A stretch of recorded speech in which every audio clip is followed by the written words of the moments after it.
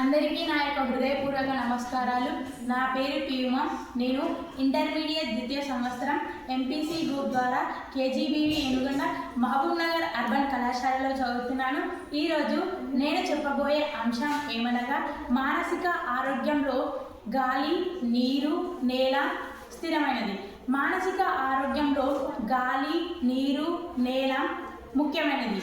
ఎందుకంటే మానసిక శారీరకంగా ఆరోగ్యంగా ఉండాలంటే గాలి, నీరు, నేల అనేది మనకు చాలా అవసరం. మనము స్వేచ్ఛమైనటువంటి గాలిని పీల్చడం మరియు పరిశుభ్రతమైనటువంటి నీరు త్రాగడం మరియు ఆరోగ్యకరమైనటువంటి నేలపైన జీవించడం. ఆరోగ్యకరమైన నేలపైన జీవించడం వల్ల మనము ఆరోగ్యాన్ని కూడా కాపాడుకోవచ్చు. మనము వీటిపైన ఎక్కువగా కాలుష్యం చేయకుండా వాటిని కాపాడుకుంటే మనకు చాలా లాభాలు ఉంటాయి. మనము ఎటువంటి అనారోగ్యానికి కూడా గురి కాకుండా ఉంటాం. గాలిని మనము స్వచ్ఛమైనటువంటి గాలిని పీల్చడం వల్ల మనకు ఎటువంటి అనారోగ్యంగా గురి కాకుండా ఉంటాము. అలాగే మనము ఒకవేళ గాలిని కాలుష్యం చేయడం వల్ల అక్కడ వాతావరణంలో గాలి అనేది కాలుష్యం అయ్యి కాలుష్యమైనటువంటి గాలిని మనము మన శ్వాస పీల్చడం వల్ల మన యొక్క శ్వాస పీల్చినటువంటి గాలి మన శరీరానికి దెబ్బతీస్తుంది. ఎందుకంటే అది కాలుష్యం అవుతుంది. అది ఎవరు కాలుష్యం చేస్తున్నారు అంటే మనమే కాలుష్యం చేస్తున్నాం. కాబట్టి ఆ కాలుష్యాన్ని మనము తగ్గించాలి. అలాగే నీరు అనేది అన్య ప్రాణులకు కూడా చాలా అవసరపడుతుంది. నీరు లేకుండా మనము ఒక పూట కూడా ఉండలేము. మనము నిరాశంగా ఉంటాము నీరు లేకుంటే. అలాగే నీరు అనేది పంట పొలాలకు రకరకాలుగా ఉపయోగించుకుంటాం. అటువంటి నీటిని మనము వృధా చేస్తే మనకు అది వృధా చేయడం వల్ల మరియు ఆ నీటిని మనము కాలుష్యం చేస్తాం. కాలుష్యం చేయడం అంటే మనము పారుతున్న నీటిలో కానీ, చెరువులలో కానీ, కుంటలలో కానీ ప్లాస్టిక్ వేస్తాం. ఆ ప్లాస్టిక్ని వేయకుండా మనము చూడాలి.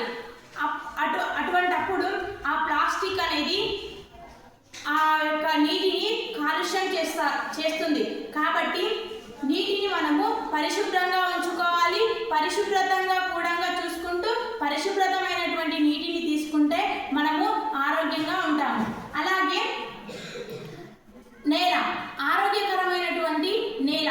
మనము ఈ వాతావరణంలో ఆరోగ్యకరమైనటువంటి నేలపైన జీవిస్తున్నప్పుడు మనకు ఆహారం కూడా ఆరోగ్యంగా ఉంటుంది. మనకి ఎటువంటి హాని అనేది కలగదు.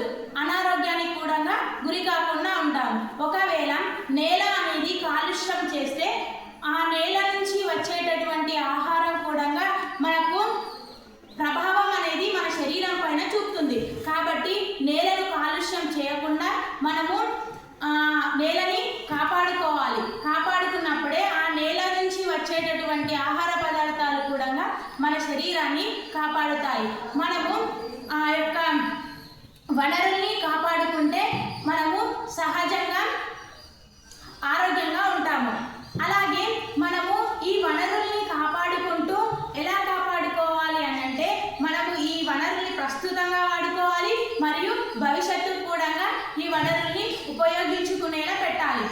మరియు మనము స్థిరమైన అభివృద్ధి, మనము స్థిరాన్ని అభివృద్ధి పరచాలి. అభివృద్ధి అంటే ఏంటంటే నిన్నటి కంటే ఈరోజు మెరుగ్గా ఉంటే దాన్ని అభివృద్ధి అంటారు. మనము ప్రపంచాన్ని కూడా అభివృద్ధి చెందాలి.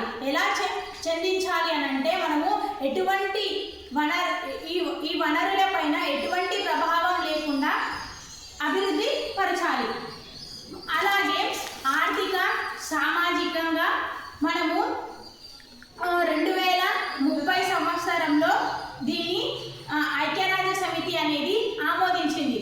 17 సుస్థిర అభివృద్ధి లక్ష్యాలు కూడా ఉన్నాయి. అది పేదరికంలో కానీ మరియు పేదరికంగా కానీ ఆర్థికంగా కానీ ప్రజలు అనేది ఎక్కువగా వాళ్ళు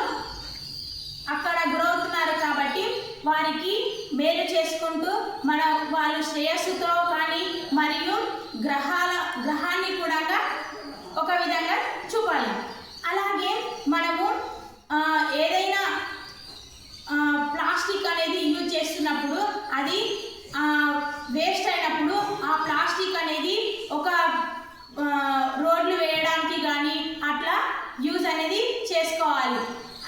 మరియు చెట్లను ఎక్కువగా నరకకూడదు.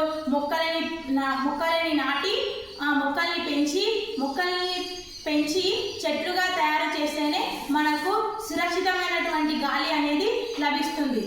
అందుకొరకు ప్రతి ఒక్కరు కూడా ఈ వనరుల్ని కాపాడుకోవాలి. అలాగే మన యొక్క ఆరోగ్యాన్ని కూడా కాపాడుకోవాలని కోరుకుంటూ ధన్యవాదాలు.